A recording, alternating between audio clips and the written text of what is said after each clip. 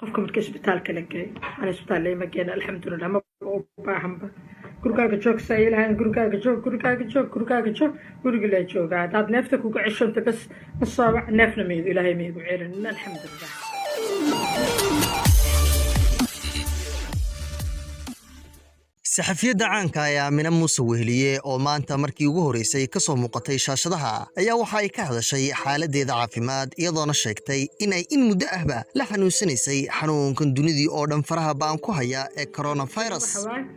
qandho laakiin qandhadayda mayna gaarsiisnayn 37 iyo digri iyo 38 iyo 40 bay gaarsiisnay kor xanuun lafa xanuun kala goysyada aad ay xanuunaaya dhadhankii iyo urtii ayaa iyadana iga dhuntay 3 maalmood oo la soo dhaafay markasta waa wacaaye waana la tashanaayo waxyaha caafimaadka hase ahaatee waxay igula tirtadba talada isiyana raacaaye waxaa kaloo iyadana xusuus mudan inaan intaanan xanuunsan 9 maalmood anoo ku jira gurigayga oo aanaba banaanka u bixin xanuunkayga bilowda aniga marka macnaheedu waxa waaye in qoyskayga in gurigaas anoo joogo igu yimid waaye xanuunka marka ilaahay baa maaragtay wax bahaayo laakiin been ma sheegayo layma testi karaynin test layguma sameynin lamana cadaynin inuu covid-19 yahay laakiin markay la hadlo waxay dhahayaan waxa waaye sardhaban Soomaaliga sardhaban lagu dhahaa mild condition waxa Ingiriisi lagu dhahaa Soomaali sardhaban lagu dhahaa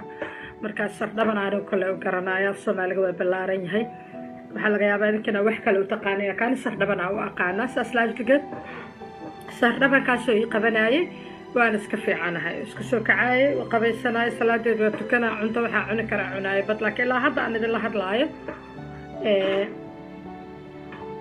ur iyo dhadhan labadaba malihi wax cuntada waa iska cunaya laakiin mana isuxmi soo urayaan waxna ma ii dhadhamayaan marka waa amar ilaahay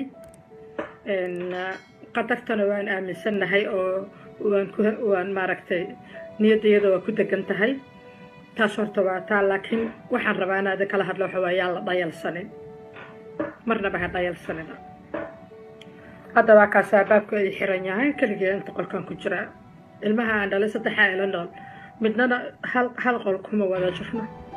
qolkayga jiifka dana aadana way karigay marka yaa la dhayalsanin waxyaabahan kale aan iska dhaadhicinay dadka muslimka kuma dhacay waxa soo dhamaatay waa ku dhacaa qof ku dhacaa muslim ku dhacaa gaal ku dhacaa waxba ku dhacaa diinta rabta aaminsana waxaana waa cudur qof kastoo ku dhacaya laakiin la suroonaado oo la isku xiro qof aan laha qof ciwaaga yaraada aad u iga yaraada qofaca marka astaamahayga saasay ahaayeen qofka si u qabanaya dadkan ku nool Yurub America iyo Canada iyo meelahaas markay idinka dawladihiina idin ballan qaaday inaad maxay soo kabataan dadka shaqeynaya iyo kuwa aan shaqeynayn labadaba waxaad ogaataan horta meel walba ku noosho carra ilaahay waa ilaahay arladiisa ilaahay dhulkiisa arka ka sarreeya waa ilaahay samadiisa wax oo hadda weyn maaragtay meel oo alla arladiisa ahayn ma jirto sidaas needin ku degsada tan ugu walwalka badan waxa waaye ana hadda waa soo reysano yaaba xilligan oo kala qandhow badan ay saaknaa jirto hadda ay masaarno alxamdulilah marka taas waa taas dadka isbitaalka la geeyo waxyaabaha ugu daran oo ku dhaceeyo waxa waaye cidlo qofkaaga ambalaasta markii lagu wacmo kula raaci karaba ina ogtiin in kala maqan kula raacayo haddii inta isbitaalka lagu geeyo la cadeeyo oo laga helo test lagu sameeyo kasta had testiga way bayareeyeenba test lagu sameeyana macnaheedu waxa waaye absolutamente agtaada qof ma imaanayso qofkii marka cidlo iyo argagax ayaa uga sii daraya xanuunkii haye okay hadday noqoto oo tii rabbi ku timaado isbitaalka lagu geeyo ma rabana idinka dhaxay laakiin reality-ga waxaa dadkaaga waa la soo wacaa qofkiina waa dhintaa la dhahaa idinkana ma imaan kartiin 14 birna weliba guriga inaa ku jirtiin waayo maadaama qof oo xanuunka haayo oo xanuunka u dhintay oo guriga idinkula noolaa marka waa cid la ciirsi la-aan dadka badanaa xaalad adagaa lagu jiraa waxaan si gaara rabaa inaa oga hadlo oon dul maro maanta maadaama markii ugu horreyso xanuunka masaa uga soo kaca aan hadlaayo ay tahay hadalkina aada ugu dheeraada ma rabo marka waxaan rabaa inaa aada u kala hadlo xilligan oo kaleeto xilliyada welwelka badan yahay welwelka ku haynaayo aada u badan yahay xilligan oo kaleeto marka haddii markii hore adoo caadi ah mental health problem iyo depression iyo anxiety xilligan oo kale anxiety aada u badan yahay because anxiety waa werwer maxaa dhici doona maxaa kugu soo socda werwer taas waxaa looga gudbi karaa inaa isxasiliso isdejiso nafta haddii lasoo doonto meelaa kaga baxsanaysa male laakiin tan ugu muhiimsan waxaa waaye talooyinka la bixinayo inaa raacdo inaa ahaato qof updated ah oo waxa jiroo lagu hadlaayo og meel kasta waa google haddaa furto waxaa ka hor imaanaya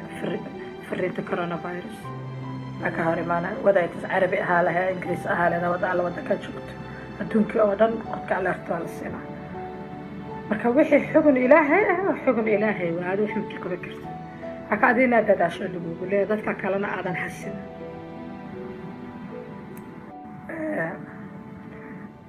irsaaqada rabbiyaa bixiyo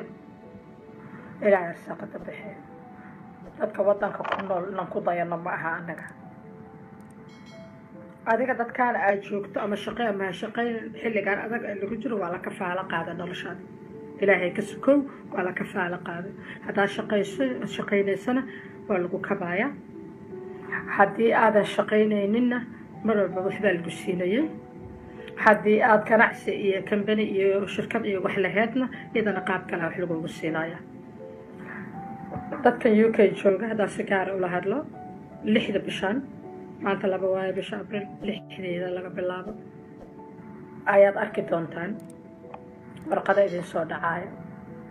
halkaasaana laga bilaabaya 6 abriil lagaaga bilaabaya lacagta lagugu caawinaayo hal sano camal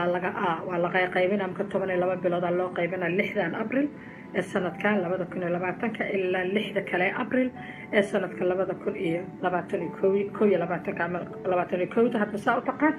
ayaa loo qaybinaa lacagta lagugu caawiyayo marka irsaaqada ilaahay bixi istajiib ragga Soomaaliyeed oo badanaa tagaa sida wadaaya oo taksiga ku cararaya qoysas badanaa arkaayo qayladooda isu yeerayso waxawaaye taksi hadaawada macnaheeda self employed aad tahay qof iskiis u shaqaysta tahay maadaama aad tahay qof iskiis u shaqaysto macnaheeda waxaa waaye dawladdu way ku kabaysaa self employed kii dadka ahaa ama dadka iskood u shaqaysanayo waa la kabayaa ayagana laakiin waxaa laga yaabaa sida kuwaan loogu bilaabayo bishaan dhammaadkeeda ama bishaan raggeeda inaan loogu bilaabin ayaga oo dib u yara dhacdaan ay karto laakiin mar kastoo lagu kabaayo inta baxdo aad xaaskee caruurta xanuun u keeni lahayd qof immune system u leh waxaan ma jirto qof kasta ku dhaca waxaa kuu fiican inaad isbadbaadiso gurigaagana badbaadiso oo joogto gurigaaga iska ilaawa taxi xisna iska ilaawa because taxi is a customer service camal waa aad qof sida qof dad badan ka dhex shaqeynaa camal ama dad qaaday mahana ilmiin huu keenin xanuun iyo xaasaskiina huu keenin oo darabta uur iskale oo darabta nuujinayso ilmo yaro yaraysa dad badan oo ku dhacay dad badanaa dhintay 563 qof aa dhimatay wadankan shala keliya taada hadday gasho waa dhimahee ad waxta guriga ku jiro laakiin dadaalaa lagugu leeya inaad dadaasho lagugu leeya marka taasna waa taa dood baa jirta wadankan laga doodaayo sidii review loogu samayn lahaa dib loo eegi lahaa wiigga saddexaad hal wiigaa noo dhiman 3 wiiga hore oo la qabtay UK hal wiigaa dhiman laakiin uma eka wiig